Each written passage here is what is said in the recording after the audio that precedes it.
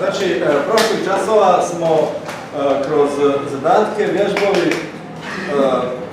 parnosne funkcije, funkcionalne načine, da sjetim još nule funkcija, periodično smo obradili, ovako detaljno, relativno, toliko smo slabo prešli trigonometske funkcije. Još toga je ostalo, recimo, inverzne funkcije. Za inverzne funkcije je jako zgodno obratiti pažnju na logaritam. Sad sam se vamo s nekima dogovorio, važno za ostale, za neki referat za sljedeći čas, može. Neki referat za sljedeći čas ćete uraditi taj logaritam, oni su četvrti razred, ali u zgradima drugog razreda ili nekih drugih knjiga pogledajte na osnovne osobine, one formalne osobine logaritama koje znate, trebate samo da se sjetite šta je logaritam, da je to inverzna funkcija od eksponencijalne, a ja neću o tome sada da pričam, pošto ćete to vi, nego ću ispričati nešto, nadam se da vam ne smeta nešto što nije poznato. Ajde da pričam. Nešto što vam je manje poznato.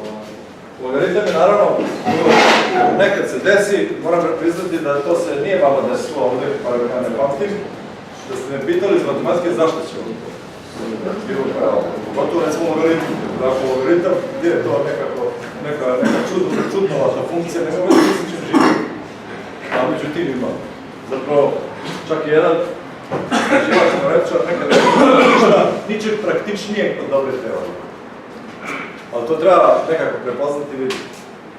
Dakle, gdje ćemo vidjeti logaritam? Na primjer, u binarnom traženju. Logaritam je zapravo količine opcija informacije. Evo kako ćemo se uvijeti u to. Kad tražim binarno traženje, šta je to? Kada ja postavljam pitanja i tražim dati neki element u skup elemenata, ravnopravno, smijem da postavljam pitanja samo na način koja počinje sa da li je, a onaj ko odgovara pretpostavlja se da zna sve o tome, ali će odgovarati samo izričito da, ne. Znači, šta je bilo binarno traženje? Evo, na primjer, ako imate dva predmeta, odnosno dva mjesta i jedan predmet. Najjednostavnije je reći da imamo dva zbroja i pogađamo zamišljeni broj. Recimo da su to brojevi 1 i 2. Dovoljno je samo jedno pitanje koje počne sa da li. Da li je to broj 1? Da. Ako se dadne odgovor da, kao što on kaže, znači pogodili smo. Ali ako dobijemo odgovor ne, također smo preprošli. To je onda broj 2. Dakle, on ima skup od dva nasumična, da kažem, događaja, ishoda i nosi informacije u vrijednosti 1. Evo, napisat ćemo to. Ta informacija je logaritam, pa će se onda ispostaviti da, evo, recimo odmah oznake L, a broj elemenata N. Uzimamo ovdje jedan kvadratni element. Dakle, ako ih imate dva, informacija je 1. Evo uzmemo sada malo više elemenata, ravnopravno. Recimo da imate 4 elementa. Opet binarnim traženjem. Podijelite, recimo opet uzmemo pojednostavljeno tako da imamo brojeve, 1, 2, 3, 4, zamislimo recimo broj 3. Zamišljeni broj 3, naravno ja ne znam. Podijelimo ta 4 broja u te grupe po 2 i kažemo da li je traženi broj u grupi prvoj, znači da li je on jedinica ili dvojka. Odgovor je ne, prvo pitanje smo potrošili. Onda onaj preostali dio, to su brojevi 3 ili 4, opet binarno tražimo. Postavljamo pitanje da li je taj broj traženi 3. Odgovor je da i vidite potrošili smo dva pitanja. Gdje god da je bio broj, sa dva pitanja bismo potrošili. Dakle, kad imate 4 elementa, informacija je 2. Udvostručit ćemo opet ove koje kriju podatke. Dakle, količinu ishoda ćemo udvostručiti pa ćemo imati 8. Jasno je prilično sada da ćete imati informaciju 3, pogledajte zašto, potrebno samo 3 pitanja. Podijelite, dakle, tražimo neki broj, na primjer broj 7, ne znamo ga, postavljamo pitanja. Da li je taj broj od ovih 8, od 1 do 8 u prvoj četvorki? Odgovor je ne, to je prvo pitanje. Fokusiramo se na drugu četvorku, dijelimo opet na 2 i postavljamo drugo pitanje, trošimo drugo pitanje na to da li je traženi broj u prvoj dvojici, znači da li je on 5 ili 6, odgovor je ne, i onda imamo treće pitanje, preostala, ona dva broja dijelimo opet u razrede 2, skup od 2 elementa, postavljamo pitanje da li je on taj prvi element, dakle da li je on sedmica, odgovor je da, i sa 3 pitanja smo dakle došli do odgovora. Na taj način možemo reći da je binarnim traženjem smo vidjeli da, obratite pažnju se ovaj skup, gdje je mogućnosti, ravnopravne mogućnosti eksponencijalno povećavamo. Dakle, ovdje imamo brojeve 2 na L, kad je L 1 imamo dvojku, kad je L jednako 2 imamo četvorku, kada je L jednako 8, kad je L jednako 3 imamo osmicu i tako dalje. Broj mogućnosti ide eksponencijalno, a informacija ide kao logaritam tog broja. Uopšte možemo napisati da je L, vi znate za šta je logaritam, ali evo ponavljam, logaritam po bazi 2 od n. To je stvar logaritam. Tu, taj logaritam, ili reći ovu informaciju, otkrio je Hartley 1928. godine, čuli se. On je radio kao inženjer u Bellovoj kompaniji telefonskoj. Ispostavilo se da je otkrićem ovakve definicije informacija da vi možete količinu neodređenosti ovih n definisati na različite načine. Ali postavlja se pitanje kako je definisati na način da ona postaje nešto fizikalno. Pogledajte zašto je sada ova L informacija, da tako kažem, fizikalna, poput energije. Imate jednu energiju, dodate drugu, vi znate da važi ovaj zakon održanja energije, pa tu energiju ne možete uništiti, možete samo transformisati iz jednog oblika u drugi. Evo po čemu to sad vidimo. Naprimjer, kad imamo, da kažem, bilo koji od ovih, evo recimo, ovdje imamo 2 informacije, kad imamo 4 nepoznate. Kad ponovimo to traženje, naravno da se očekuje da dobijemo istu količinu informacije, a pogledajte prema ovoj formuli, 4 puta 4 mogućnost, da vam probam objasniti zašto je to sada 16, uzmimo ovako na primjer. Bacimo novčić, imamo pismo, ishod je pismo ili glava, znači možemo govoriti o neodređenosti 2 ishoda i kada se desi da padne pismo, odnosno glava, imamo informaciju šta je palo i ta informacija opet od 2 ishoda, u oba slučaja imamo logaritam broja 2. Primećete da se neizvjesnost 2 ishoda pretvorila u informaciju o jednom od ta 2 ishoda. Kada bacimo kocku, informacija je logaritam broja 6, jer je 6 mogućnosti. Kada padne neki broj, recimo trojka, tada se neizvjesnost tih 6 mogućnosti pretvorila u informaciju, dakle oni se pretaču kao voda iz spojenih posuda. Kada bacimo istovremeno i novčić i kocku, šta se onda desi? Onda imamo 12 mogućnosti, 2 puta 6. Pogledajte zbog čega? Prvo može pasti pismo sa brojem 1, pa onda može pasti pismo sa brojem 2 i tako dalje. 6. mogućnost je pismo sa brojem 6, ali onda imamo još 6 mogućnosti sa padanjem glave. Glava sa 1, glava sa 2, glava sa 3 i tako dalje. Imamo tačno 2 puta 6, 12 mogućnosti. Dakle, ta informacija je logaritam broja 12, a vi znate da logaritam ima tu osobinu, dakle po bazi 2 ovde, poslije ću objasniti zašto nije bitno koja je baza, kasnije ako dosadno se držimo jedne iste baze. To je 12 i 2 puta 6, a to je isto što je logaritam, ako se sjećate logaritamske osobina, 2 plus logaritam po bazi 2 od 6. Dakle, imamo informaciju bacanja novčića i informaciju bacanja kocke. To je tačno ono što se dobije, kako bih rekao, da događaj postaje, da kažem, fizikalan na način da primjećujete da informacija nekako se održava. Ako nezavisno bacanje imate novčića i kocke. Gdje se još vidi da informacija, da kažem, da se ponaša poput energije? Mislim na princip održanja. Pa recimo, kad imate eksperiment i ustanovite da je mjerenjem da rađeno nešto, šta u stvari vi dobijate tada, eksperimentator, odnosno opremu? Vi dobijate informaciju o događaju koju ste mjerili. Kada bi se informacija mogla negdje zaturiti, nestati, kada bi ona spontano nestajala, šta bi se desilo? Mjerenje bi bilo potpuno nepoznano. Jer ta informacija o događaju dok dođe do vas, ona se izgubila, nestala, povećala, smanjila, šta god. Ona se znači ne smije promijeniti da bi vi uopšte vjerovali da je to što ste izmjerili, vidjeli, našli, da je tačno. I to što nalazimo, mi zato vjerujemo u ta mjerenja, što zapravo kad malo bolje razmislite, zato što za razumete informaciju važi za održavanje. To je, kažem, logaritam ispričan na malo drugačiji način. Taj način je možda i poznat. Ova priča o binarnom traženju, šta je recimo tu poznato? Pretpostavljam da je bila poznata i samom hakeru. Jer je, po čemu se to vidi? Da je tačno pogodio informaciju. Po tome što je Bellova kompanija to jako finansirala i to im je dalo mogućnost da se pomoću, kako bih rekao, da brojenjem informacija se naplaćuje protok informacija poput načina kako se broje, recimo, voda kroz vodovodu, pa se naplaćuje protok vode, potrošnja vode ili potrošnja struje ili ne znam nečega. To što vam informacija izgleda tako malo abstraktna, sjetite se samo da energija nije ništa konkretno. Govorimo o toplotnoj energiji, to nije temperatura. Kad govorimo o mehaničkoj energiji, kako? To nije nešto opipljivo. Jeste fizikalno, kako? Ako jako brzo vozite autom i zabijete se u drvo, vrlo vam je jasno da se možete gadno ozlijediti i da ta kinetička energija tada može gadno da vas ošteti. Isto tako informacija. Ona, recimo, informacija ubija na način, eto, recite neke tajne, cijine, ne znam čije, i vidjet ćete da ćete imati problem možda u životu.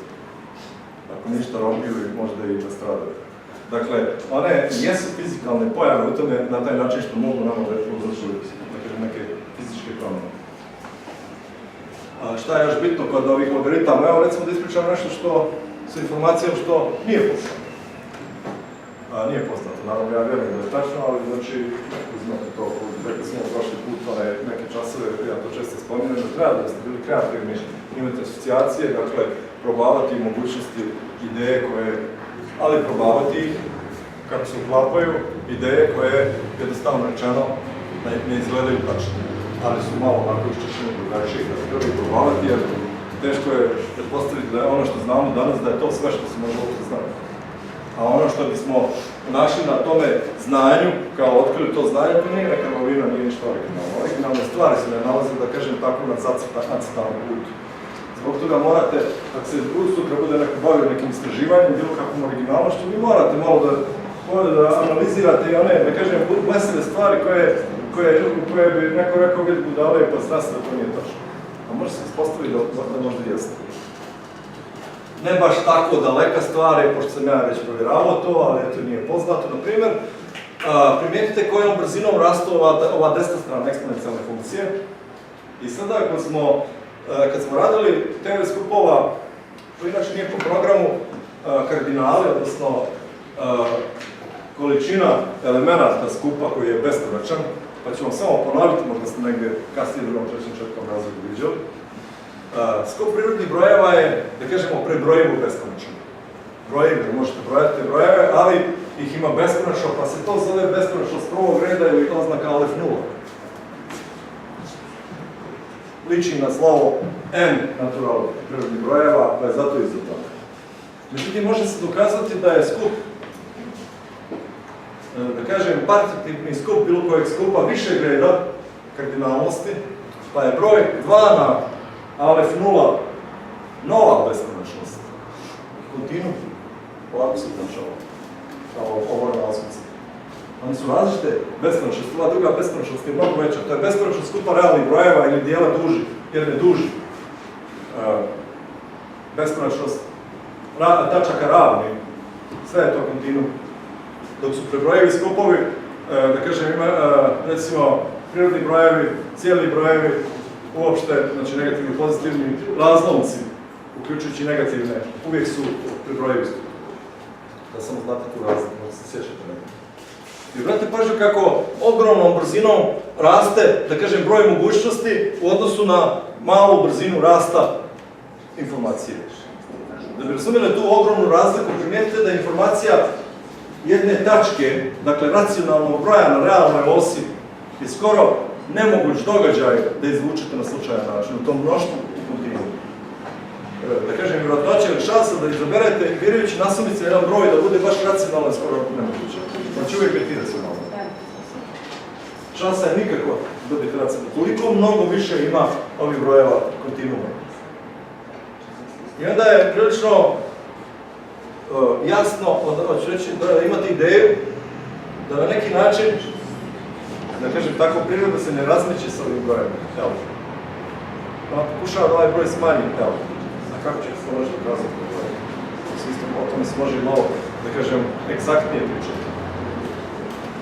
primjer logaritam, a ovdje sa ove strane, n, što je veći broj n, imate više opcija, imate manju šansu da izvučete jedan. Manju vjerojatnoću da izvučete jedan od n više brojeva. Što je ovaj broj n veći opcija, da kažem brojeva koje pogađate, pa nasumice birate jedan, manja je vjerojatnoća da ćete taj jedan pogoditi nasumice. Tako. U vjerojatnoću ćemo kasnije raditi, ja govorim, znači ovdje vama o vjerojatnoći, a još samo imate onu intuitivnu naivnu predstavu vjerojatnoći, ali to je dovoljno. Šta to znači, pogledajte sada sa stanovišta informacije. Što je veći broj n, manja je vjerojatnoća da se desi jedan broj, a veća je informacija kada se on desi. Primijetite samo tu suprotnost. Što je manja vjerojatnoća, veća informacija i obrnuto, što je veća vjerojatnoća, manja informacija. Kako to razumijete? A zatim, obratite pažnju na jedan što ja nazivam princip vjerojatnoće. Bilo kakvi slučajni događaji da se dešavaju, priroda nastoji da realizuje one najčešće, one najvjerovatnije. To je prilično jasno. Ono što je vjerovatnije češće se događa, to je toliko da kažem da se nećemo ni biti intuitivno prihvatljivo. Ali to odmah znači onaj drugi jedan princip informacije, da priroda nastoji da emituje što manje informacije. Upravo težeći da realizuje događaje koji su vjerovatniji, u toj težnji zapravo imamo princip informacije da priroda škrtavi sa informacijom. Može, znači, ona ne može da je zaustavi, ali pokušava da je emituje što manje. I gdje vidimo taj princip informacije? U stvari imamo svugdje oko sebe. Sad dolazimo na onaj početak gdje imamo logaritam. Recimo preko interneta, znate, može se provjeriti, čak postoje neka testiranja statistička, da se laž širi mnogo brže od istine. Ili možete čuti negdje da kaže kodirati je lakše nego dekodirati. To je sad princip informacije. Ili recimo u fizici čuli ste za drugi zakon termodinamike entropije. Znate o čemu se radi? Da se entropija spontano povećava zatvornom termodinamičkog sistema. Što će reći, to je onaj drugi zakon termodinamike, naime kaže da toplota spontano prelazi sa tijela veće temperature na tijelo manje temperature, ali onda teško doći do Boltzmannove definicije entropije, pa treba vidjeti da je tu suština u molekulama koji teže da se raspoređuju na što većoj površini na jednoliko. Zapravo, u čemu je tu, gdje se tu vidi princip informacije? Zato što molekule jednoliko raspoređujući se pokušavaju da pređu neko amorfno stanje, da kažem, da sakriju informaciju o sebi. Međutim, imamo, govorimo ovo na način koji nije poznat u fizici. Brate pažnje, ne priča se o entropiji danas u fizici pomoću informacije uopšte, ali može se na ovaj način iz principa informacije pričati o evoluciji. Jer se, kad čitate negdje vezu između entropije i evolucije, vidjet ćete tamo svakakva neka petljanja neuvjetljiva, ali pogledajte sada ovaj primjer. Da kažem, živa bića, žive ćelije i uopšte kolonije, organizacije, mi smo organizacije ćelija, živih ćelija, svaki čovjek, ali i društvo kao cijelina, opet je neko, ajde recimo neko živo biće, ako ima neku organizaciju, ono u stvari skriva informaciju. Zapravo, živa bića, za razliku od neživih bića, mrtve tvari, nose u sebi informaciju koja je višak. One posjeduju više informacije nego što im pripada kada bi bile mrtve tvari. Neću vam sada to dokazivati. Imate u njegovim knjigama dokaze. Ja to uzimam da je tačno, ne morate da vjerujete. Šta je sada posljedica te priče u vezi sa principom informacije? Kada ste potpuno slobodni, dakle imate izbor i opcije, tada vam je informacija u stvari najveća, maksimalna, i tada pokušavate da se organizujete. Kad odete negdje u prirodu, vi nećete samo sjediti i koristiti sve blagodati svih sloboda, nego ćete uvijek tražiti neku hijerarhiju organizaciju, nešto uređujete, zapravo da smanjite taj pritisak tih velikih sloboda, da nešto uređujete. Uređivanje u suštini smanjivanje opcija, a to odmah znači, prema ovim definicijama informacije, izbjegavanje mnogo informacija. Vi sebi pravite redukciju informacija. To organizovanje, to je u stvari taj evolutivni proces.